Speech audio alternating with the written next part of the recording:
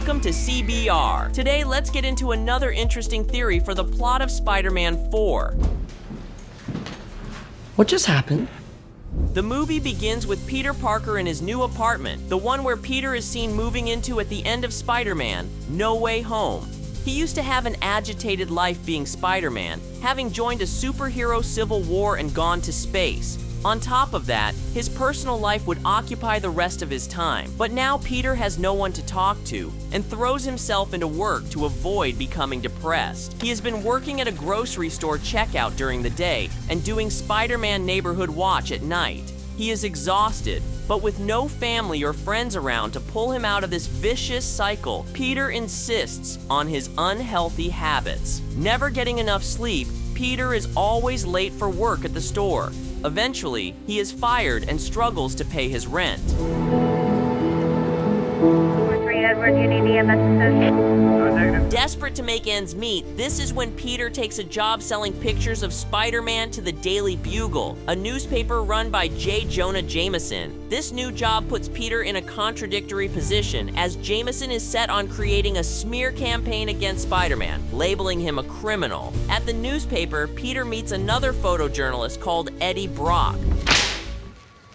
Pack your things. Get out of my building. I was just You're fired! Fighting crime on the streets of New York, Spider-Man meets Black Cat. He stops her during a heist to free her father from prison, a crime boss in the city. At the same time, he relates to her justification for acting illegally: loneliness. Spider-Man makes a pact with Black Cat. He agrees to not taking her to the police. His condition is that she must step away from crime and join him in the Neighborhood Watch. She has no choice but to accept at first, but seems to be influenced by Spider-Man over time and starts to genuinely enjoy protecting the city. Without knowing each other's real identities, Spider-Man and Black Cat begin to fall in love. Still traumatized from the consequences of No Way Home, Peter struggles to open up despite valuing the presence of his new crime-fighting partner. Their relationship is complicated by their differing values. Black Cat has a thrill-seeking, morally ambiguous nature that contrasts with Peter's sense of responsibility. Their brief romance ends amicably, and Black Cat promises they will see each other again one day. Felicia! Surprising, Dr. Doom makes an appearance in the second act. He visits the United States from Latveria, looking for recruits for a secret project. One night, Spider-Man is cornered by Doom and his futuristic robot henchmen. Influenced by documentaries made by J. Jonah Jameson, he sees Spider-Man as a potential ally to change American culture from within. Doom thinks Spider-Man has ties to the New York City criminal underworld. Once Spider-Man denies his invitation to join Doom's secret crew, Doom reveals that he will have to kill him now that he knows about his plans. The conflict escalates, with an army of Doombots sent to take down Spider-Man. Black Cat reappears after hearing rumors that Spider-Man was in danger and helps him fight Doom. But seeing how powerful he is, the duo decides to fake Spider-Man's death, and Doom stops his attacks. Sad news tonight. The hero known as Spider-Man has died.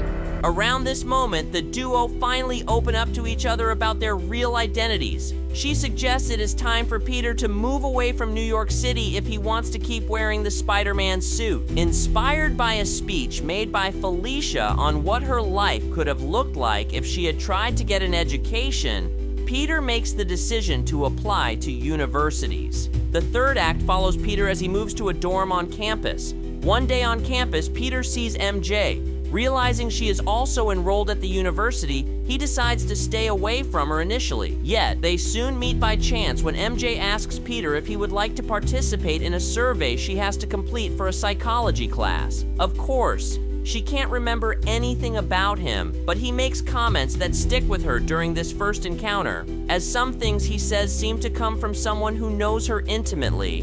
This sparks her curiosity, and MJ starts to observe Peter's behavior from a distance. Is there anything else? No.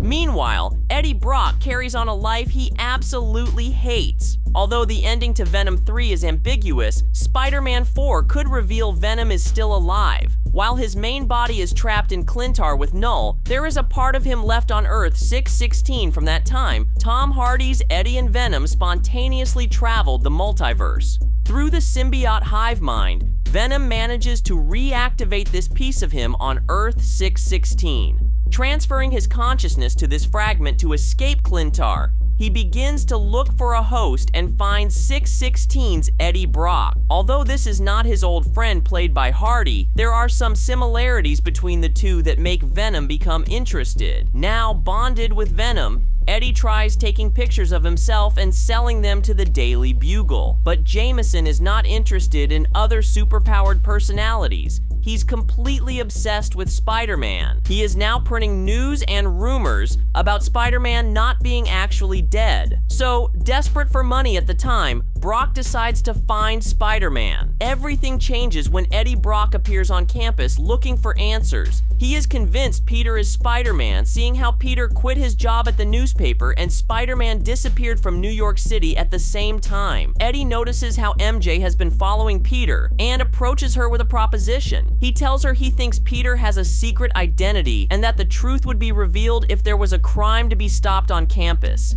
He convinces MJ to help him fake a robbery outside Peter's dorm. The plan works, and Spider-Man comes out to save MJ from what he thinks is a crime. However, something goes wrong. Venom and Eddie are out of balance, and the symbiote constantly reiterates how his bond with this Eddie is not as strong as what he had with the Eddie from the other universe. Being bad,